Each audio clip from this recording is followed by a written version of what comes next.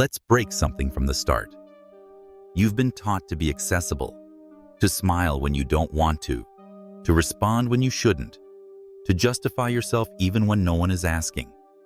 You were conditioned to be reachable, moldable, predictable. And the worst part? You accepted it. You called it normal. But what has that accessibility given you? Peace? Power? No. It has turned you into an emotional puppet. You react to every gesture, every word, every pause. People test you, and when they see that you jump with every push, they push harder. Because the world is full of experts at pressing buttons, and those buttons only work if they are within reach. That's where the concept few truly understand comes in, becoming unreachable. Not as an escape, but as a form of dominance, a sign of absolute self-control, inner power.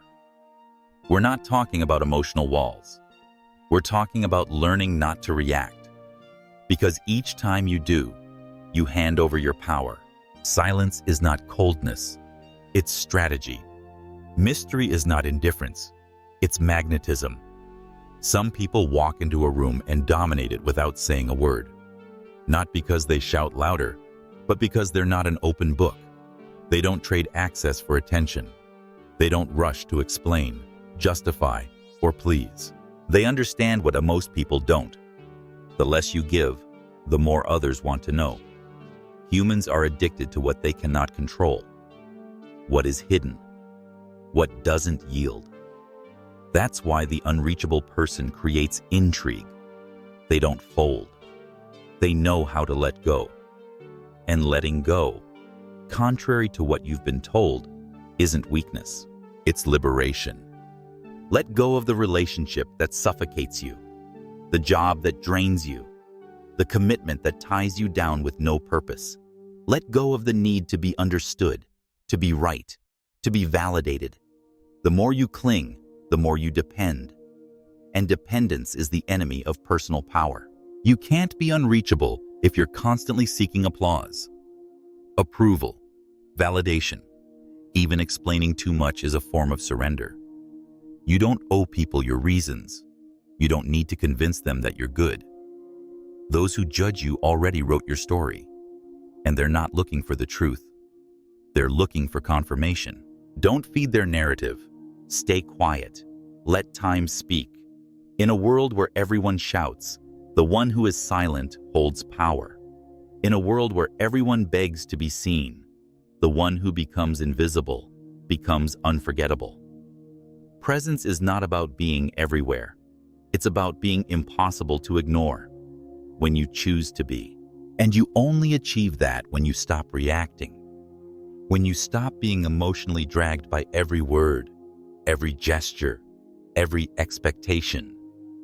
People confuse being unreachable with being cold.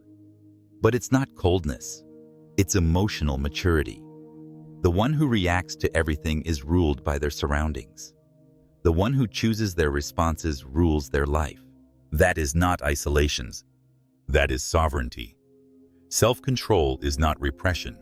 It's choice. Choosing not to fall into provocation. Choosing not to waste energy on what doesn't deserve it.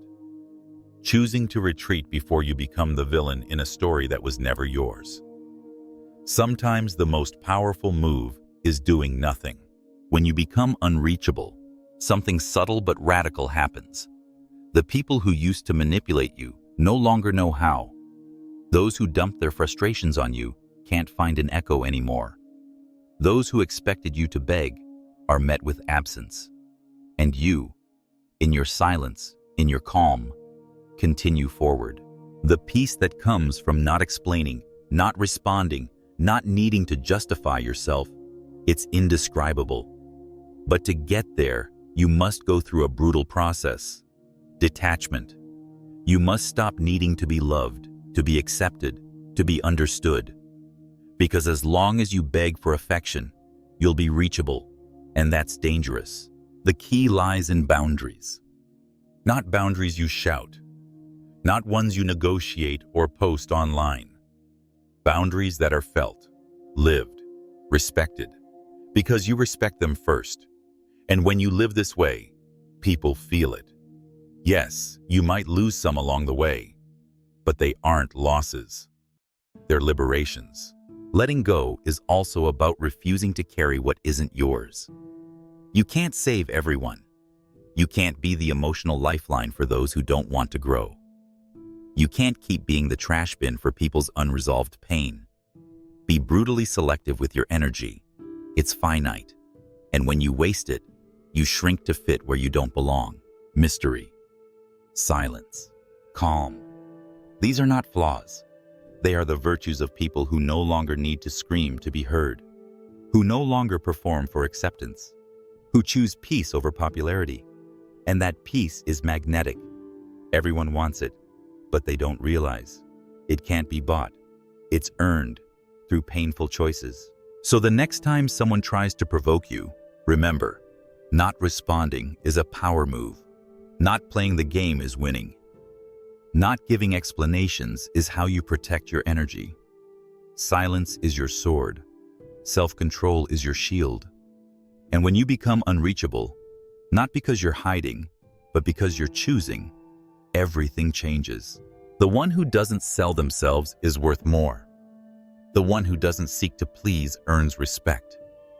The one who doesn't react controls the conversation without saying a word. That's how brutal and simple it is. Being unreachable isn't disappearing. It's appearing only when you decide.